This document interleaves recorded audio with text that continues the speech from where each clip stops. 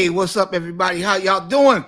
Welcome to Kingdom Conversations. I'm your host, Pastor Jason Hendrickson, and it is another great day for us to have a Kingdom Conversation. I hope, as we tell you every Monday, that you spent your weekend with your loved ones, with your family, and hopefully you spent some time in worship, giving God honor, because he's definitely worthy of the praise. I see some amazing people already coming in. My little brother, Leon Brown, super producer, Leon Brown. Listen, Brown, I'm so proud of you, dude. The record sounds great. There's only one thing missing on that song, Leon. Can you guess what it is, man of God? We got to connect, man. I look forward to doing some great things with my brother Leon Brown. I'm so proud of you, dog. I mean, you have come a long way, dog, and you are doing some masterful production, and I'm just proud of you, bro. So salute to you and the Pilgrim Church of Harlem. Man, I'm surrounded by Pilgrim. I'm starting to think I'm a part of Pilgrim. Amen. I love Pilgrim and just love what you guys are doing. But today, man, we are honored to have a great young man of God that is going to come in and we just going to chop it up like brothers do and have some good conversation with him behind the scene in the green room. And I'm talking about Pastor Emel Washington, and he is on fire, man.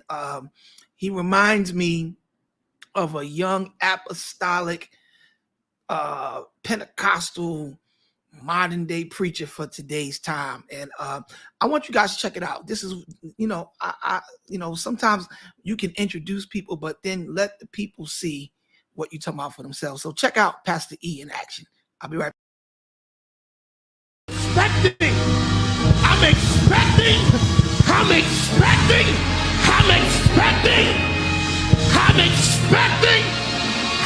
That's why I look different. I'm expecting. That's why my appetite has changed. I'm expecting. Hey! That's why my clothes don't fit. I'm expecting. New wardrobe. New wardrobe. Something new. I'm expecting.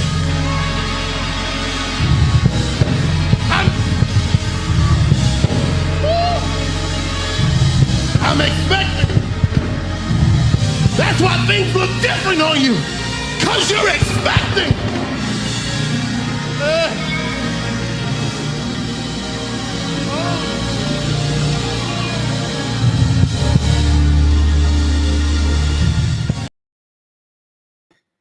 Whew, that's good, man. I'm expecting.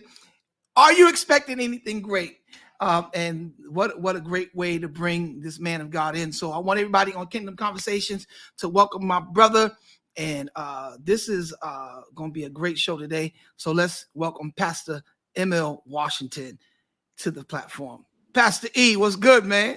What's going on, brother Pastor? How are you, man? Man, listen, man. Thank you for coming today. And I got one thing to tell you. I'm expecting. That's good, man. That's good. So what's going on with you, man? Please tell our audience who you are. Just give us some information about yourself and what you got going on, man. I am Emel Washington. I'm from Brooklyn, married to Melissa. Shout out to my wife. I know she's watching. We have 4 children: Ethan, Evan, Ellie, Eva. Ethan, Evan, yeah, that's them. I am currently serving as the youth pastor, children's pastor, and recently I was ordained 2019 to be the executive pastor, ruling elder at Pilgrim Church. So, yeah, I'm also the founder of a little company that just launched last year called ePowerment LLC, which is like a streaming platform. We do podcasts and YouTube interviews and all types of stuff like that. So, yeah, I'm around. The most important part is I love God and serving, man. That's who I am. That's what's up, man. So you've been at Pilgrim for quite some time. And I think that's so important because we see a lot of gifted people in the kingdom that don't understand timing, that don't understand process and servanthood. So I want you to touch on all three of those things: timing, process, and servanthood, because you didn't just become a ruling elder. You went through the ranks. And anybody that knows Pilgrim know Pilgrim is known in our city for structure and order. So I know you didn't just get where you're at. You paid some dues. Yeah, so I've been there since I was 10. I'm 34, just turned 34 in September. So I've been there for over 20 years. I have spent my entire adult life there, all my teen life. I served on the children's choir, youth choir, directed the choir for a little while. I was one of the youngest finance committee members. I was a trustee. Then I worked for the church when I was a young kid. I worked for the church at 13. I worked for the church. I did the grounds. This is what I tell my young people all the time.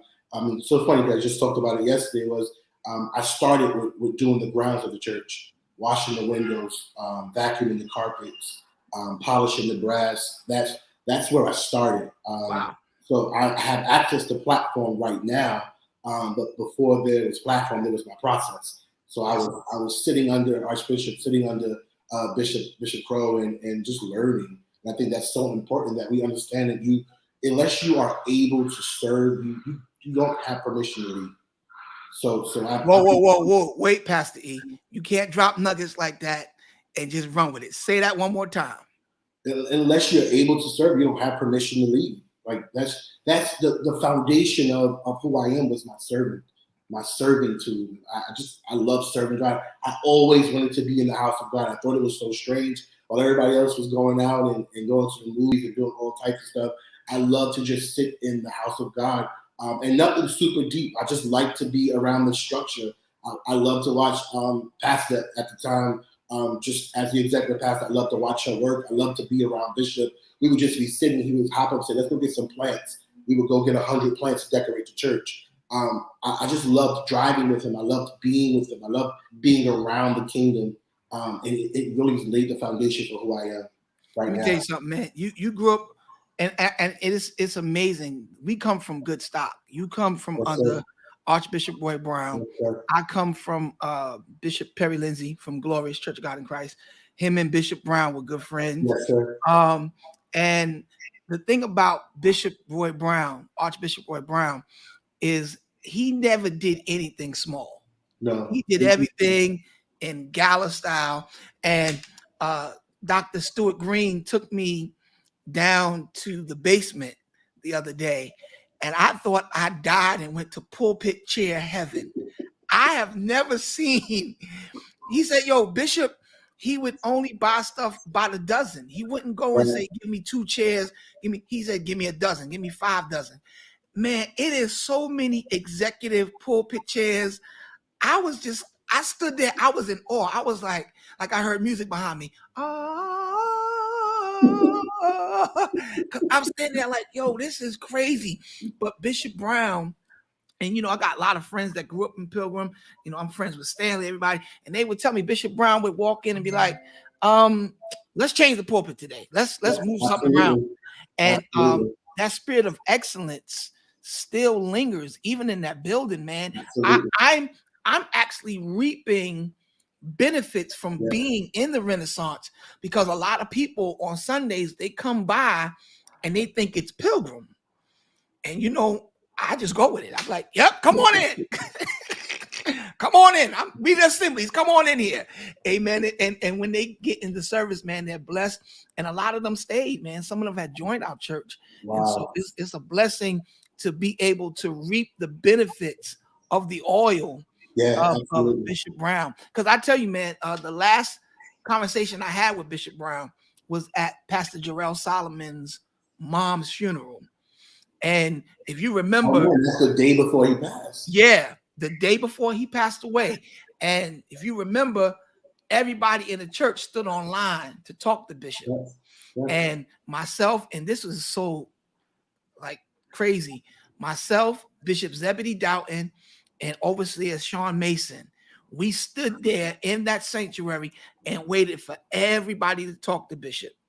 And when everybody left, it was me, Bishop, Archbishop Brown, Bishop Doughton, Mason, and Bishop Figueroa came in at the end, and Bishop Brown gave a word to every last one of us. And he looked at me and he said, you that boy that's over there on Nostrand Avenue. Wow. I heard some good things about you. He said, I'm going to tell you this. Whatever you do, don't quit. Don't quit. That was the last thing Bishop Roy Brown said to me. And the next day he passed away. Whoa. So that was powerful for me, man. Yeah. Powerful. Yeah. Bishop had a way of seeing people even when we didn't see ourselves. One of the first times I had to minister, I was like, I don't know, for some this year Bishop did a thing where he did layman Good Friday, 7 words, and I got expected to do one of those, and the word he gave me was "I thirst." And we all ministered, we did our thing, and God he moved in such an unusual way. But whatever, we moved forward and moved out, got dressed, we're leaving. One of his adjutants are running behind me as I'm trying to leave the building. He's like, "Bishop wants to see you." So I'm like, well, Bishop's about to rip me, tell me I didn't feel like this is going to be. Because he would do it. He would do it. Absolutely get up and tell you. But by the time I got to him, he asked me to kneel in front of him. And this moment still gives me goosebumps. He put his hand on the top of my head. And he said to me, I knew that was in you. This is just the beginning. And from that day till now, he unlocked the preacher in me. We sat at a conference table one time and he said, son, how do you know how to preach like that? I was like, Bishop, are you kidding me? You taught me. I've watched you since I was a kid. Like it's you. You're my example. You're my mentor. And he just started crying. He said, I love you. He said, stay faithful to God. Continue to do it for God and not for people, and you'll be fine. And I live by that word. Being that we both served under giant, I mean, these guys, Bishop Lindsay had churches. Last I counted, he had 66 churches before he died. Bishop Brown had churches all over the place. All over there. What do you think? I'll ask you, then I'll tag team after you answer. What do you think is the difference between that generation of leadership and the generation of leadership that we see now? What's some of the differences that you see?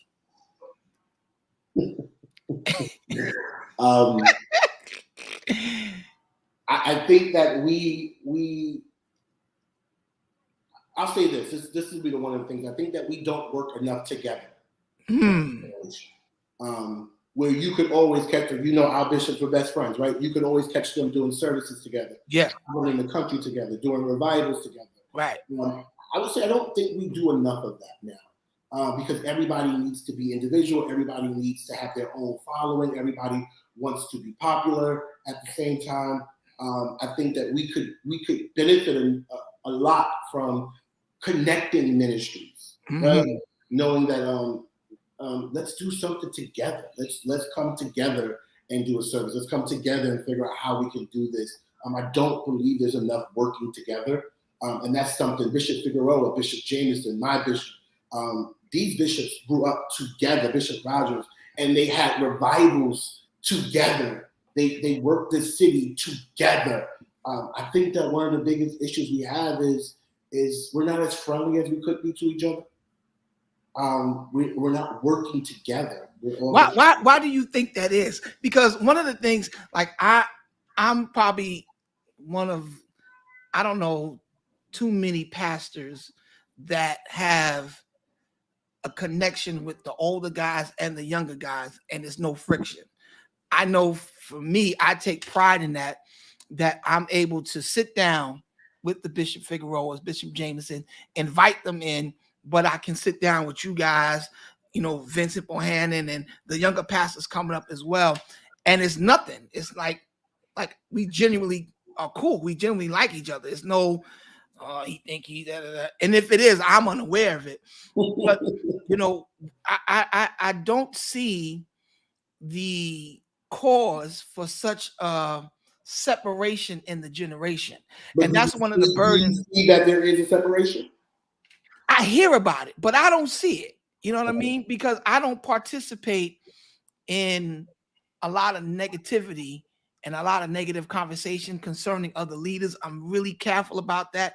The older I get, the more I shy away from just negativity, period. Absolutely. So I don't see it. And when you're busy, like we're busy doing what God called you to do, you really don't have time to be involved with a lot of foolishness. But I hear about it, and sometimes I'm looking at the guys that's talking like, what are you talking about? Like, what It's what not your experience. Yeah. yeah, I don't get it, man. So I'm praying, because this is one of the burdens on my heart, to connect the generations, to connect, because it's not about us, it's about the body. You know what I mean? And if we don't do what you were talking about earlier, coming together, the body suffers. Not just my ego or your ego, the body suffers. Yeah, You know what I'm absolutely. saying? Absolutely. Absolutely. And I think mentorship is so key in this season. And we talk about a lot. We talk about mentorship, Elijah, Elisha, Moses, and Joshua. Those are great examples of good mentorship. But there are some examples of not so good mentorship. Saul and David is a form of mentorship.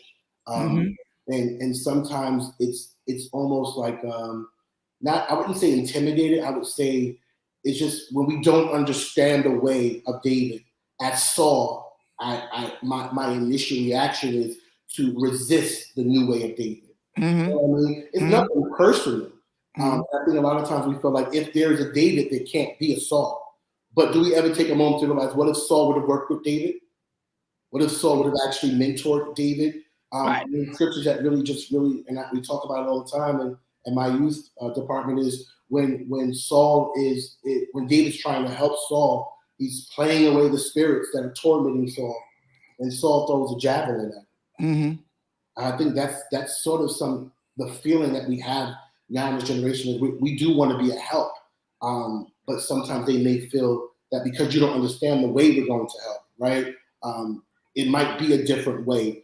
If you guys watch Pilgrim now, we're not the same church we were 30 years ago. By Same far. oil, By same far. oil, but things have to evolve with time. We're not compromising, but Mm-hmm. we have to be relevant. The Right. church must always be relevant. The church has got to be relevant. If we're not a relevant church, what it says to the world is our God doesn't adapt. But if God is the same yesterday, today, and forevermore, but he doesn't change, that means that he had to adapt it throughout the time. I want to give you some pushback on that. Okay. Is that all right? Absolutely. Because I think the direct opposite. I don't think the church should chase relevance. Here's why.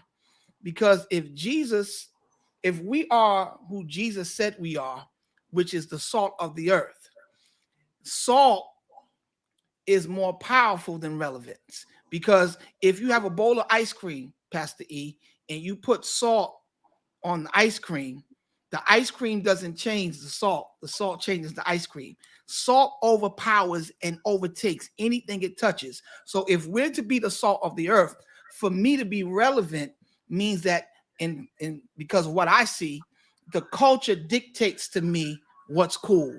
The culture dictates to us how we should do service. And we've even compromised in that, whether we believe it or not, because when we grew up, there was no such thing as a 90-minute service. No. But now we as leaders understand we cannot have 4-hour services no So more. do you think that's compromise, that's chasing, or are you using a new type of wisdom? It's a new type of wisdom, but let me tell you, tell you what I'm saying. Because when you are salt, here's the things, 3 things that should happen. And it should happen with us as believers. Anything that salt touches, it preserves, it saves. So when I, as a preacher, a Christian, come into a situation, people should be preserved, saved. The second thing that salt does, if you give anybody anything with salt on it, it creates a thirst. You become thirsty when you eat something salty. So when people come into contact with the church, there should be a thirst for Jesus Christ. And what has happened before the pandemic, people were building monuments unto themselves instead of ministries unto God. That's why the pandemic had to happen for the church. God had to wreck that whole system. He had to destroy it because we were going crazy, lifting up ourselves and saying okay, I'm going to do 30 days of birthday services for me. And we evicted God out his own house. You know what I'm saying?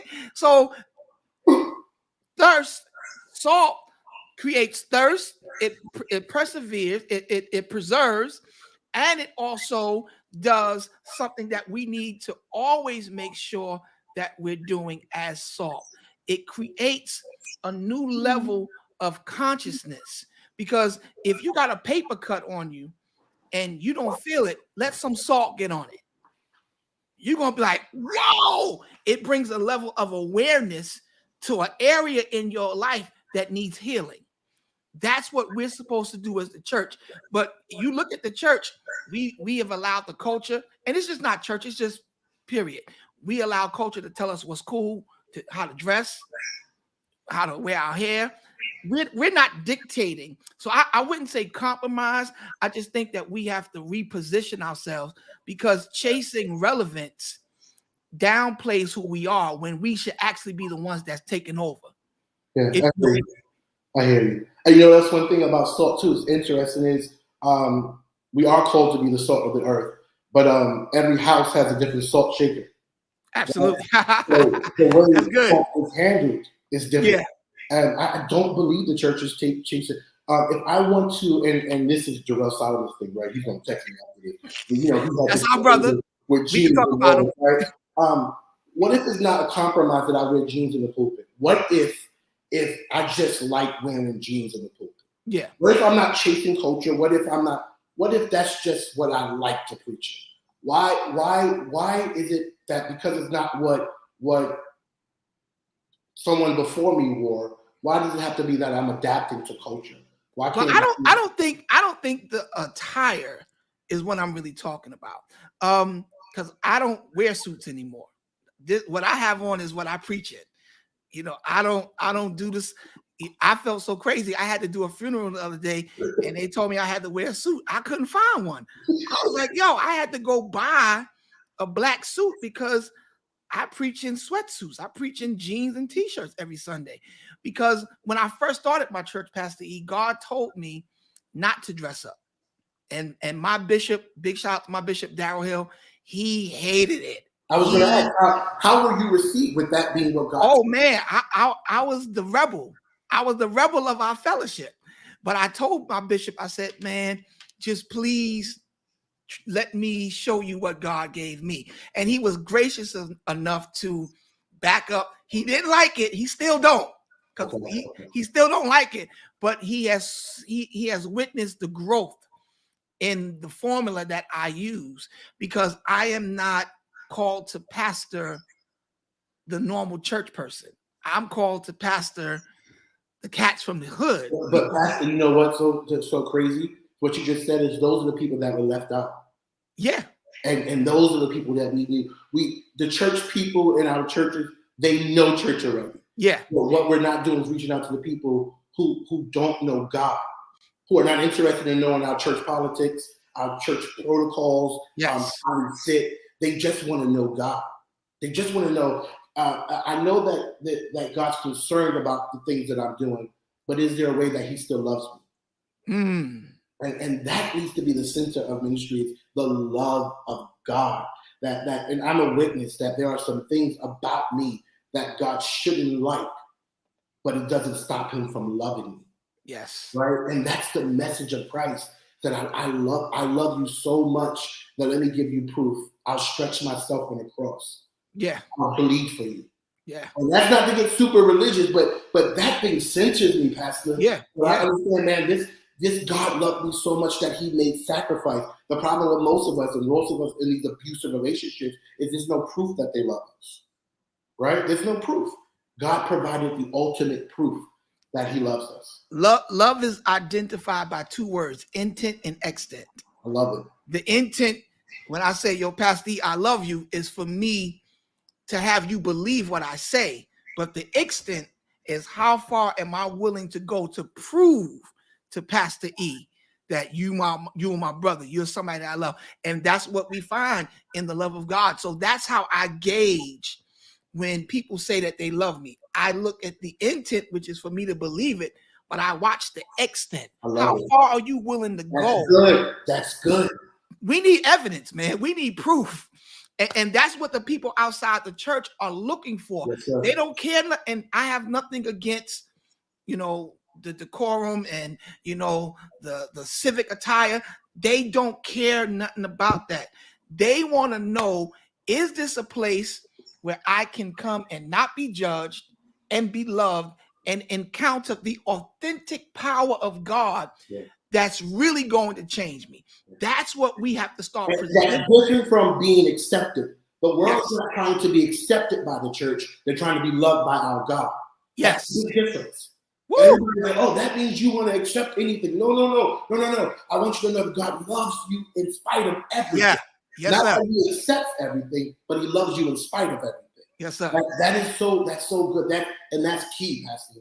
I'm gonna really push you this afternoon, because we're living in a generation where we have to minister to all types of people from all different lifestyles, all different preferences. And I want to ask you, am I off with how I, as a pastor, made a decision to minister to people? I'll tell you a story. When I first started pastoring, I had a lesbian couple that joined my church. I didn't know they were lesbian at the time, and they were bringing a lot of people with them. They were bringing a lot of visitors, and they were great tithers. And I didn't know that they were together as a couple. I didn't know these two younglings were married until one day when I was doing offering, and the young people in my church heard them refer to each other as the wife. That's my wife. That's wife. And so when they came to me, Pastor E, I brought them young ladies in my office and I ripped them a new one. I was like, let me tell y'all something. I will never acknowledge you as no married couple in this church. I just went off, totally destroyed these girls in ignorance, not understanding that was a moment for me to introduce the real love of God. And from that moment on, I've made a decision to pastor people. I don't want you to make me accept how you've labeled yourself.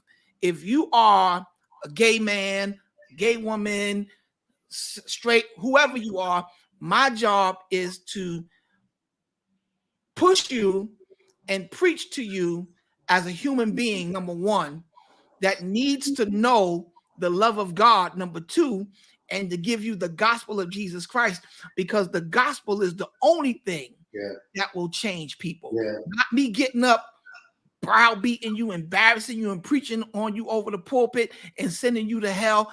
That was one of the biggest mistakes I made as a pastor in my early years of pastoring. I did not understand that compassion cures more sin than condemnation. Wow. I bet you get a lot of pushback when you say stuff like that, right? Come on.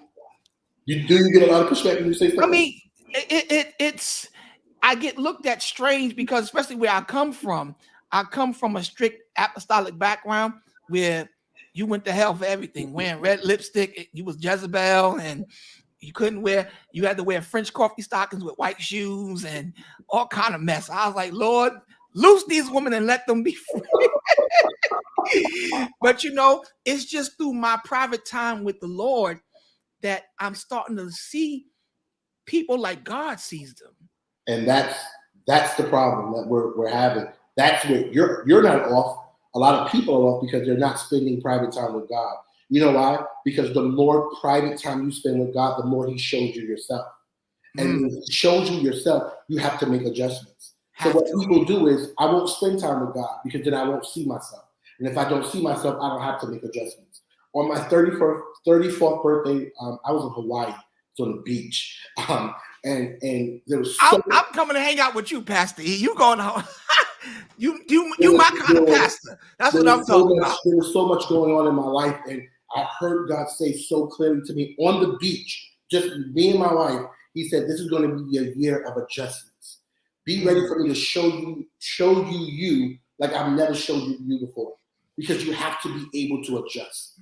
And you have done something that should set an example for so many people is you spend time with God and you make adjustments. Yeah. How can I not pastor someone in that lifestyle but have no problem pastoring a liar or an adulterer or someone who doesn't give, or what makes them different? And that's the thing that we gotta really get to the bottom of. Man, and because I tell people this all the time. And you was talking about it earlier, Saul and David. Do we ever realize we say this scripture all the time, and he leads me beside the still water. And the Lord really, he showed it to me so clear as day. He said, yo, David was running from Saul when he wrote this. And David had every right to hit back at Saul, because Saul was trying to kill him over 30 times. But in the midst of him running, God leads him beside still water. And I'm like, God, there got to be something to that, because he's running for his life, but you lead him in front of a body of still water, because the only thing that you see in front of still water is you. So God was like, yo, I know what Saul is trying to do to you, but let me remind you of you real quick. Yes, sir. Get in front of this body of still water. While you thinking you should strike back, while you thinking you should do this, let me remind you of how messed up you are. Yes, sir. So you leave Saul to me and follow my instructions. Touch not my anointed. Do my prophet no harm. Make the adjustment. Because you got the right to swing back. But let me have a moment of self-reflecting. We don't do it. We don't do it. Our egos, and I say this all the time, is the church is guilty of building the idols that they've told us not to worship. We are so guilty of it, because as long as you have the look of church, as long as you know when to lift your hands, you know when to worship, then what happens is you don't feel the need to reflect. There's no desire to be different. Wow. There's no desire to be different. It's one of the things that ache my heart is, and I tell my young leaders all the time, is I'm looking for you to self-reflect. I'm not looking for you to be perfect. I'm looking for you to be in a state of constant growth. Yeah. Right? It would be a shame if you were the same person you were last year. If you could fit the same clothes you fit when you were 12, when you were 22, 32, that means that there's no growth. And anything that doesn't grow is unhealthy. Wow. And I'm looking for a healthy relationship with God, man. That's the thing, man. When you're challenged, and I think that's what makes great youth leaders. I think that's what makes great senior pastors. When you and that's one reason why I thank God for my bishop, because I probably still am and was a handful when I came to him over 21 years ago. I've been with Bishop Hill for 21 years now, man. And I was so arrogant, you know what I mean? Because I was gifted at a very high level. I'm coming from playing for Bishop Hez and the choir, winning Grammys, doing all that stuff. And I'm real arrogant at the time. And my pastor told me something that I still adapt this in my pastoring today. He said, I'm never going to pastor you because of your gift. Never. I'm going to pastor you because of your integrity.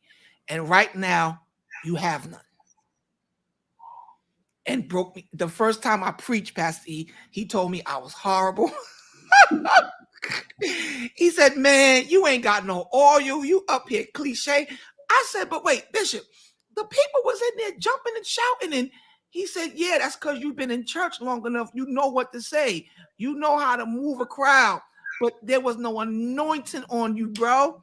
And he sat me down, Doc. And he said, you ain't preaching again until you get anointed. Never pastored me because I was gifted.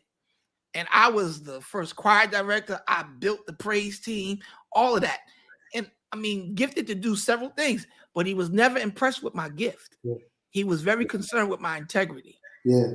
And I think that's the thing that we have to adapt, because this generation coming up behind us and with you, y'all are way more gifted than I was. Yes.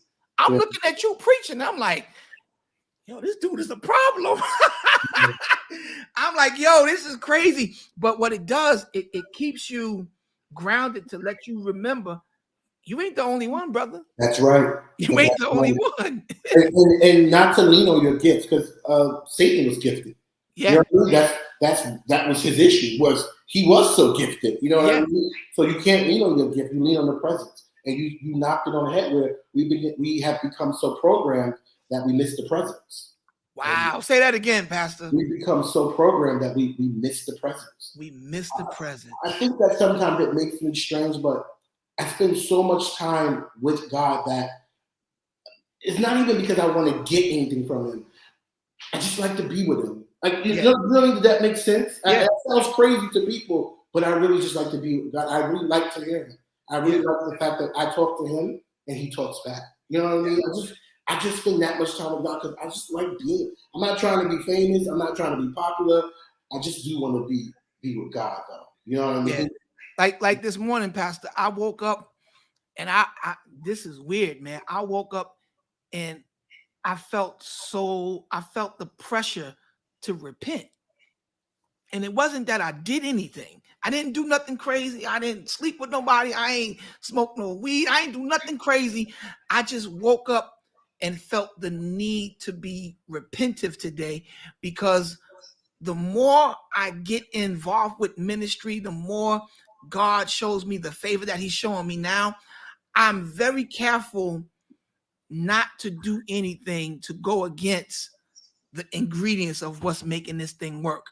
And so I woke up this morning, I was like, God, I'm sure I've done something.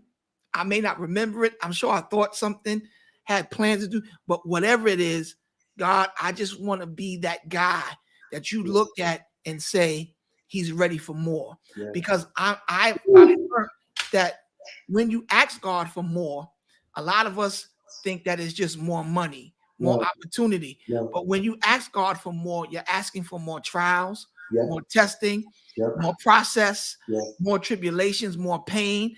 And you're actually taking on the responsibility to be a blessing to more people, because the more God gives you, his expectation is you take what I give you and you be a blessing to somebody else. It's not just for you. You can't take what God gives you and hoard it and keep it to yourself. So I just woke up this morning, and again, I didn't do nothing to my knowledge. I was just felt in my spirit. I was like, yo, Jay, you need to repent, bro. Let God know that you take this favor that you're experiencing, this uncommon favor, because we're living in an uncommon season right now.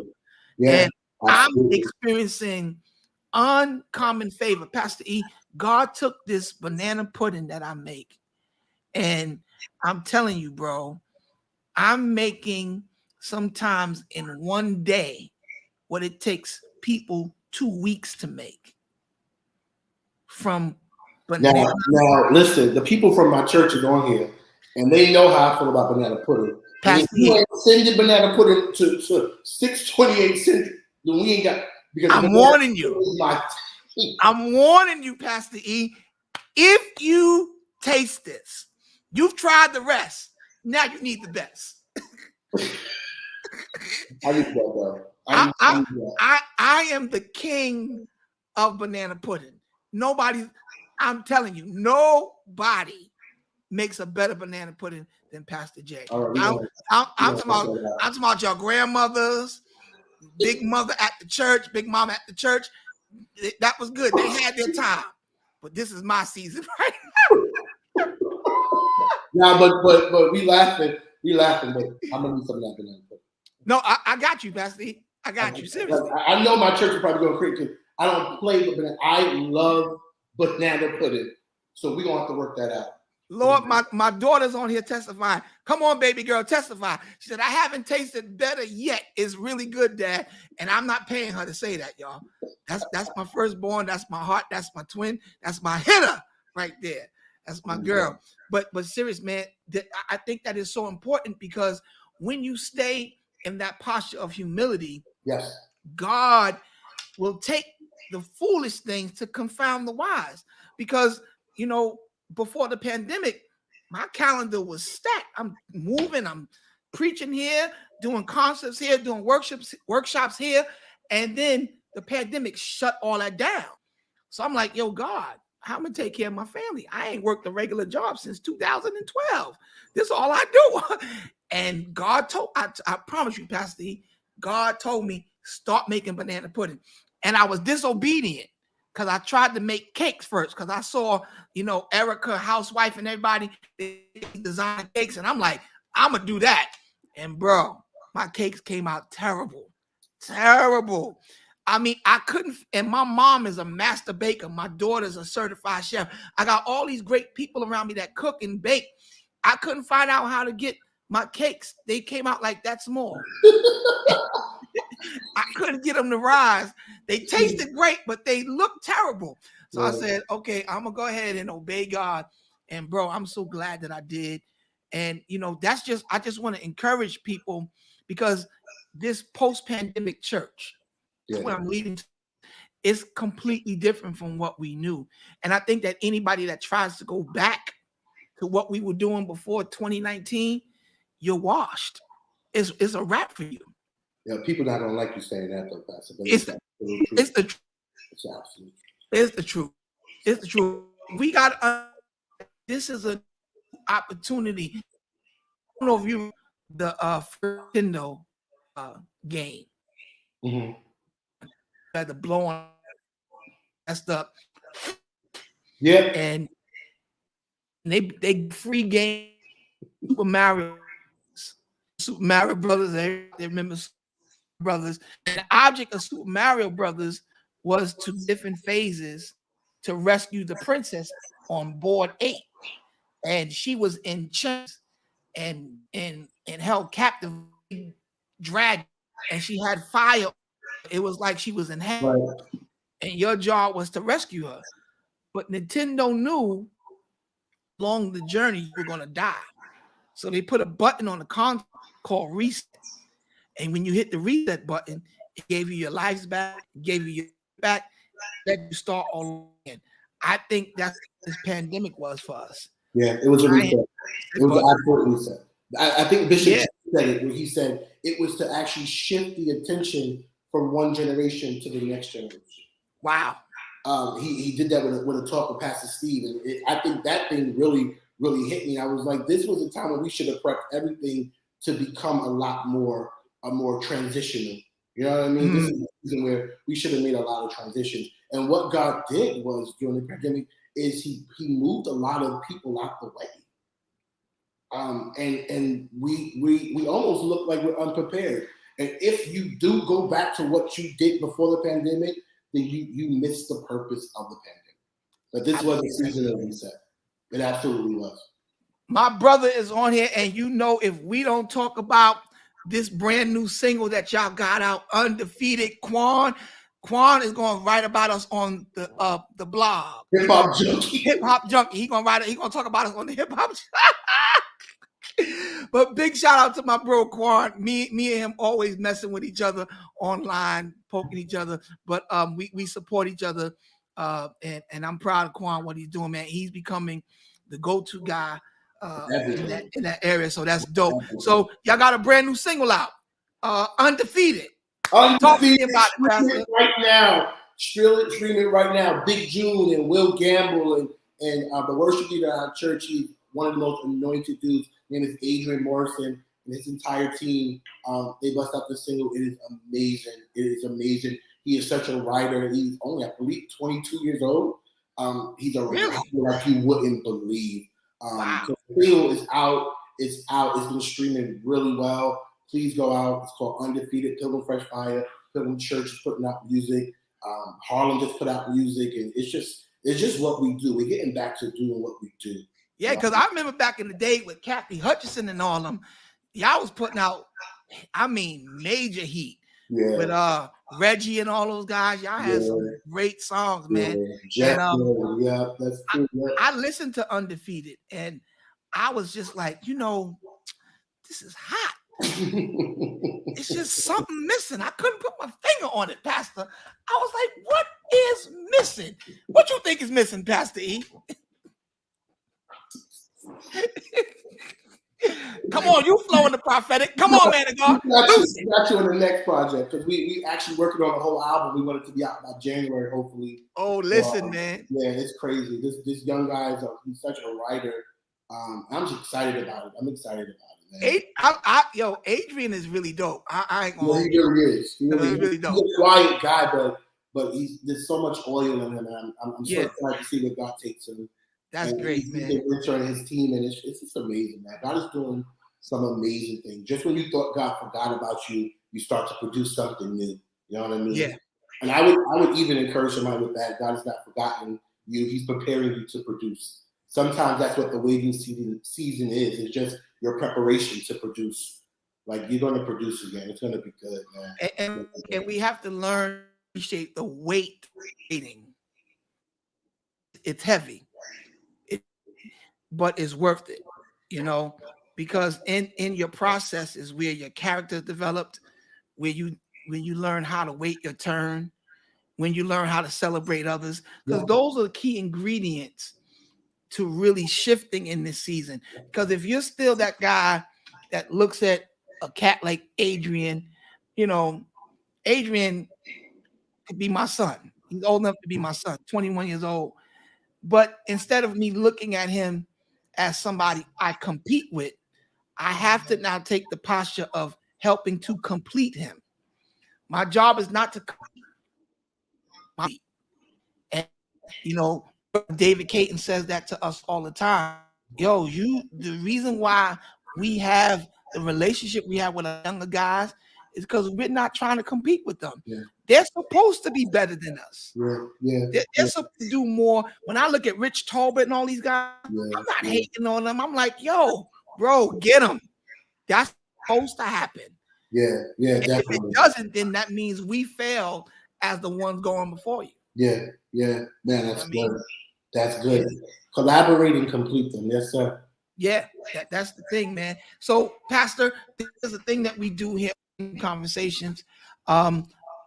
I'm going to say something, and you just give me the first thing that comes to your mind. Are you ready? It's gonna be all right, Pastor. I don't know why everybody has that same reaction.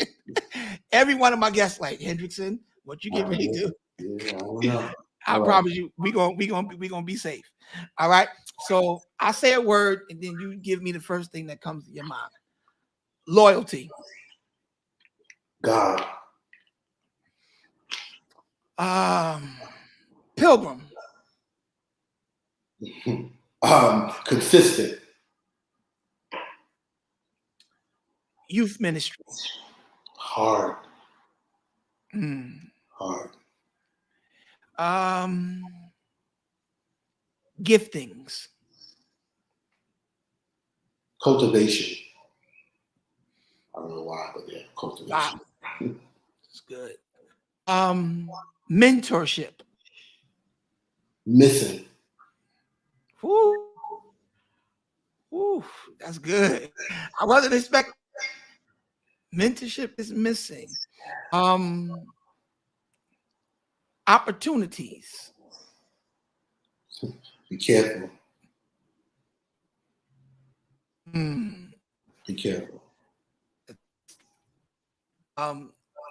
My brother, he has honors, tells me every dollar is not a God dollar. Yes, sir. Yes, sir. So that's exactly where I am with that. Every opportunity is not a good one. You know what I mean? You could be opening the door and stepping off a balcony. You know what I mean? You could be opening the door and stepping into an elevator shaft where there's no elevator. So be aware. Be aware. Opportunity is a tricky thing. Wow. Wow. Last one I'm going to give you is let's make it a good one. The New York Knicks. I don't watch sports. What? At all. Like not. Come on, Pastor. Pastor at all. My wife loves everything. I don't watch. I'm a movie guy. Like I went to New York Film Academy for acting, producing. I write plays. That's like entertainment is my thing. I don't know nothing about sports. New York Knicks. Patrick Ewing. That was like 30 years ago, man. Man, listen, I thought you was a Knick fan because I was getting ready to jump all over you, Doc, and do some good trash talking. But there that go. I was setting you up for a good 1-2. They're winning now, right? I don't care if they winning. The Knicks are the worst.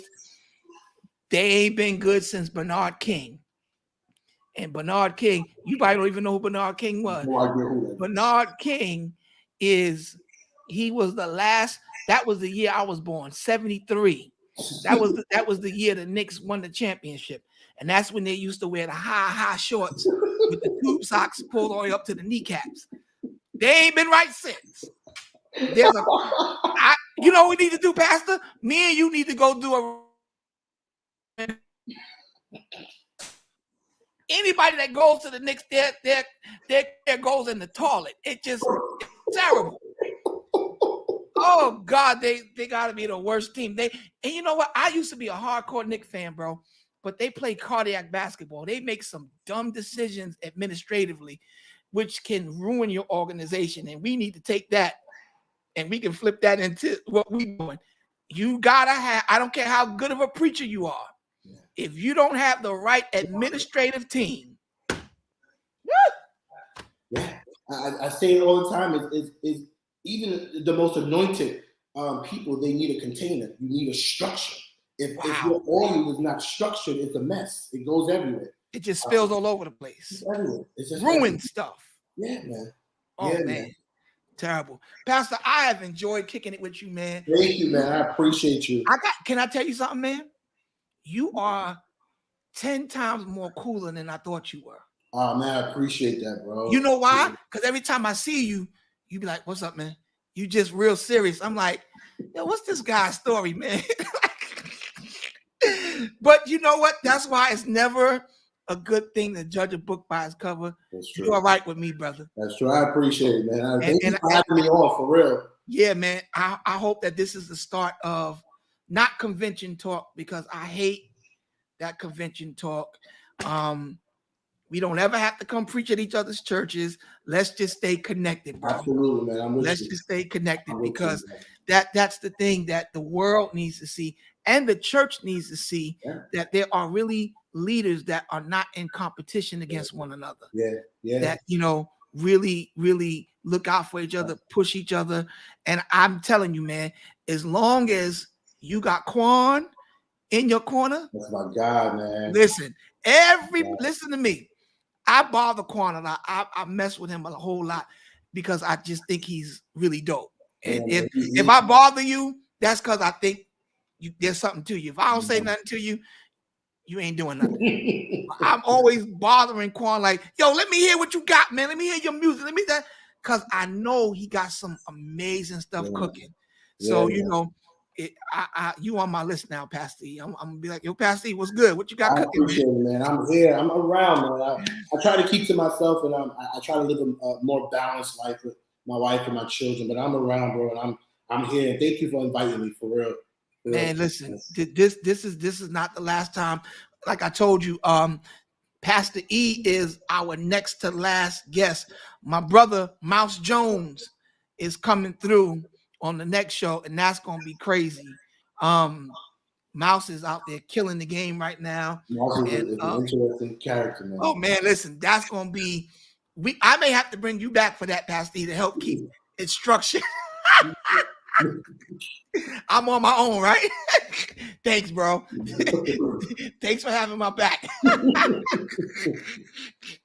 Nah, but it's gonna be good. Mouse is a good brother, and that's my dude. So I'm looking forward to having a conversation with him. But Pastor, if anybody wants to connect with you, anybody wants to connect with the church, please tell them about the single one more time, where they can get it, how they can get in contact with you, because you're somebody that people need to hear, people need to know.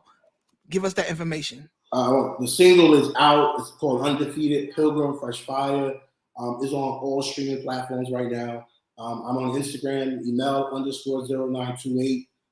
Please follow me. Let's connect. I'm on Facebook, Emel Washington. My business is Empowerment LLC. We're on YouTube, Instagram. We do motivational quotes and We do videos. My podcast just launched. Yo, please subscribe to the podcast. It's called Empower Me. You can just go to the search wherever you get your podcast. I'm there. Just put empowerment, and it'll come right up. Follow us, subscribe to us. I'm around, man. I would love to connect with anyone. So thank you. That's what's up. So big shout out to all my family at Pilgrim, Bishop Deborah Crow, and everybody, Stanley Brown, everybody over at Pilgrim Quan, Pastor E. We love you guys and we appreciate you. Thank you for coming through, man. This was a really dope conversation. No problem, bro. And we look forward to some more great things. And I'm gonna hold you to that, man. I want to come play tambourine on the next single. No, you should hold me to the bringing me banana pudding. Yes, we got that. We got to put that down. I'm putting it. Yeah, all that dark stuff was nice, but I need banana pudding. You need the banana pudding. We got you. I'm gonna send you and tell me which one, because I make it. I'm gonna tell you something. I make it with the regular vanilla wafers. Then I make it with the chessman cookies. Yeah, I heard about that new one. Let me try the chessman one. Let me tell you something. The glory's in that one, Pat. I mean, it's in both of them, but them chessman cookies is just over the top, Reverend. It's something. But we got you. We gonna bring some. When does the podcast come on? Every Wednesday we drop new episodes. Every Wednesday. I did a one recently. I talked about suicide. We talked about just faith, and it's just all types of topics. So yeah, subscribe. Empower Me. The business is Empowerment LLC. All right, everybody. My boy, Pastor Emel, Washington. Thank you so much, man. We're gonna talk to you soon, brother. All right. All right. Appreciate you, bro. God bless, man. Yo, that was Pastor Emel, Washington. Great conversation. Y'all that's asking when y'all can get the banana pudding from, y'all can hit me up. We do deliveries. But I am in a couple of restaurants right now. The one that's open, you can get it at Sally's right here in Brooklyn on Willoughby and Tompkins, 151 Willoughby, right on the corner of Tompkins Avenue. You can get it there. They're open 7 days a week now. They were only open about 4 days, but business, thank you, Jesus, is now growing, and we are open 7 days a week. You can get the banana pudding right there 7 days a week. And I want you guys to put in your orders now. I'm doing banana puddings for the holidays, for Thanksgiving. I'm telling you, it's a game changer. Seriously, it's really good. You guys are going to enjoy it. But thanks so much to my brother Quan Williams for making this connection with me and Pastor E. He told me, he said, man, you got to connect with him, Jay. And I'm really glad that I listened, because Pastor E is a good brother. And to everybody in the chat room, I saw Letitia, Kirsten, Adrian. What's up, Adrian? There, yeah. Kara, Kelly, Dr. Knight. I see everybody in there. Ali Sales. I see my daughter, Akira. I love you so much, Akira. My baby girl, my firstborn. I love you so much. My brother, Leon Brown, Sandy Heinzman, my brother, Russell Bland. What's up, Bland? How you doing, man? Great people. Krista Bryant, everybody. Nessie Small, one of my new members. She just joined our church. I love you, sis. When I get off, I'm actually going to ship your order to you right now. So you should have it in the next day or so. But guys, thank you for tuning in to Kingdom Conversations. This has been a great show. And I'm just excited about what God is doing in all of us. And please remember, guys, that the reset button has been hit for all of us. And there's nobody that can stop you from becoming who you're supposed to become but you. You are the greatest hindrance to yourself. Nobody, not the devil, not your mama, your daddy, your uncle, not the people at the church, not the people at the job. The only person that has power to stop you is you. And we want you to understand that God has something great in store for you. My brother, Deacon Eric Parker, is somebody. You hear me? I would not dare have Deacon Parker. He takes some of the best off-guard photos that I have in my portfolio. A lot of the amazing pictures that I post are from that man of God. I can be somewhere and not even know Deacon Parker is taking pictures, and he'll just send it to me, yo, Pastor, check this out. And I'll just be looking like a whole snack. Y'all not saying that in the picture. I'm just serious. No, but Deacon Parker takes some great pictures, and I love him. And I thank God for you. I thank God for your healing, man. I really thank God for your healing, bro, that God is doing it. And Listen, we're gonna get past all this stuff that we're dealing with, guys, and we have a great future in front of us. Hold on to God and remember that this is your season and your time. I love you, man. I love you guys. Thank you for tuning in. Blessings, Brother Ross, Dr. Ross. I see you. And to everybody coming in, make sure you catch the replay tonight at 7:30. Me and Pastor E will be back on tonight at 7:30. And everybody, please get you some all things. Y'all see this? Y'all see the drip. Get you some of this. I got stuff for everybody, for women, men, children. I even got some dog hoodies. If you got little dogs, I'm making hoodies for the dogs next. We doing something for everybody. Get you some all things apparel. Get my new single that's out, My Longing. Go watch our new video that's on YouTube, My Longing. It's a beautiful video. It takes you right to the feet of Jesus. I promise you it does. And we want to make sure we're supporting Pilgrim with Undefeated, and Pilgrim of Harlem got a new single out. I forgot the name of it, but it's produced by my brother Leon Brown. If anybody from Pilgrim can give me the name of that real quick before we log off, I want to support those that support me. Leon Brown did a great job. I need to know the name of that single real quick. But if you put in Pilgrim of Harlem and go to their page, I'm sure they got flyers and advertisement about that. But everybody enjoy the rest of your evening. And remember that this is your season and it's your time. Kingdom Conversations. Don't miss our next episode. We're already done. That's it. Already done. And let me tell you something. Put your dancing shoes on. Put your dancing shoes on. It's a good record. And it's something to uplift your spirit, man, because we've been hearing so much bad news and so many sad things happening. Let's start listening to some uplifting music. And Pilgrim, Jay Hen, Pastor Vincent Bohannon, all the New York artists, Bishop Hezekiah Walker, everybody's putting out great music. I'm ordering a sweatshirt this week from you. I'll text you. Okay, Deke, no problem. You know I got you. But everybody, just stay blessed and above all, stay safe. And I'll catch you next time on Kingdom Conversations.